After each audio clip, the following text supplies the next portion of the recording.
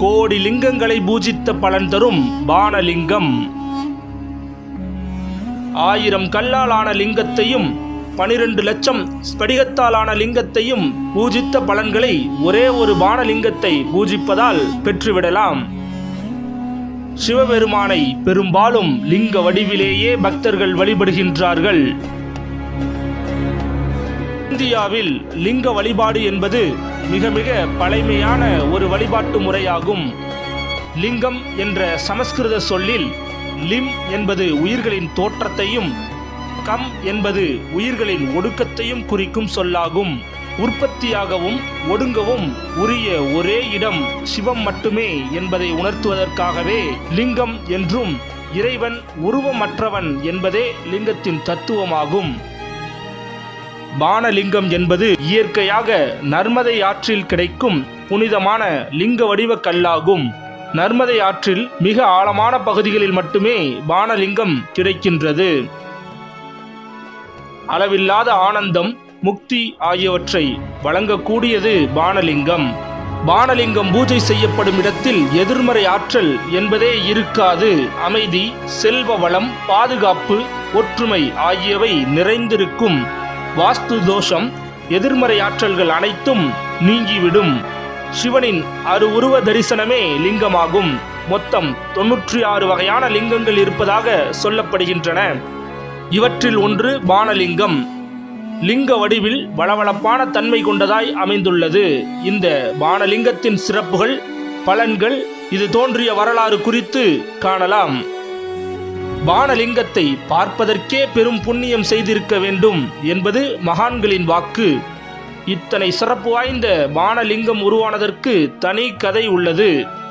முனிவர் ஒருவர் தனது சீடர்களுக்கு சிவபெருமானின் பெருமைகளையும், சிவபூஜை செய்யும் முறைகளையும், சிவபூஜை செய்வதனால் கிடைக்கும் பலன்களையும் விளக்கிக் கொண்டிருந்தார். தற்செயலாக அந்த வழியாக வந்த பாணன் எனும் அசுரன் சிவபூஜை செய்யும் முறை பற்றி முனிவர் சொல்ல கேட்டு தெரிந்து கொண்டார். சிவபெருமானின் பெருமைகளை கேட்டறிந்த பாணன் சிவபெருமானை நோக்கி கடும் தவம் புரிந்தார். அவனது தவத்திற்கு மகிழ்ந்து அவனுக்கு காட்சி கொடுத்த சிவபெருமான் என்ன வரம் வேண்டும் என கேட்டார். அதற்கு பதிலளித்த பாணன், தங்களை பூஜை செய்ய விரும்புகிறேன் இறைவா. அதற்காக எனக்கு 1000 தலைகள், 2000 கைகள், எண்ணற்ற சிவலிங்கங்கள் வேண்டும் என கேட்டான். பாணன் கேட்டபடியே 1000 தலைகள், 2000 கைகள், 14 கோடி சிவலிங்கங்கள் தருவதாக சிவபெருமான் பாணனுக்கு வரமளித்தார். அப்படி சிவபெருமானிடம் வரமாய் பெற்று பாணன் பூஜை செய்த லிங்கங்களே பானலிங்கங்கள் எனப்படுகின்றன. பாணன் தான் பூஜை செய்த லிங்கங்கள் அனைத்தையும் பாரத தேசம் முழுவதும் ஸ்தாபனம் செய்தார். தான் பூஜை செய்த லிங்கங்களை தினமும் 2 லட்சம் என்ற வீதத்தில் நர்மதை ஆற்றில் விட்டதாகவும் ஒரு வரலாறு சொல்லப்படுகின்றது. பானலிங்கத்தை வழிபட வேண்டும் என்று நினைப்பவர்கள் முதலில் ஈசனை பானத்தில் ஆவாகனம் செய்து, பிறகு தமது வசதிக்கு ஏற்றார் போல பால், தேன், சந்தனம், பன்னீர் போன்ற பொருட்களால் அபிஷேகம் செய்ய வேண்டும். தூய வஸ்திரம் கொண்டு துடைத்துவிட்டு வில்வம் அல்லது வாசனை மிகுந்த மலர்களை கொண்டு அர்ச்சிக்க வேண்டும். சுத்த அன்னம், கற்கண்டு, முந்திரி, திராட்சை, வாழைப்பழம் போன்ற பொருட்களை நிவேதனமாக படைத்து தூபதீபம் காட்ட வேண்டும். பஞ்சாட்சர மந்திரம், 12 திருமுறைகள், சிவ ஸ்லோகங்கள் ஆகியவற்றை பாராயணம் செய்து பூஜிக்க வேண்டும். எதுவும் தெரியாதவர்கள் கண்டிப்பாக ஓம் நம சிவாய எனும் பஞ்சாட்சர மந்திரம் ஜபம் செய்யலாம்.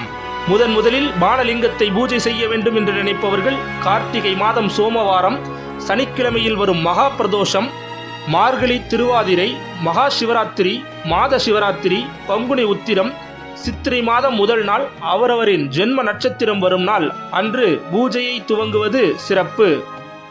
ஆலயம் செல்வோம், ஆண்டவனை தொழுவோம், அனைத்து வித வளங்களும் நலங்களும் பெற்று வாழ்வாங்கு வாழ்வோம். நன்றி, வணக்கம்.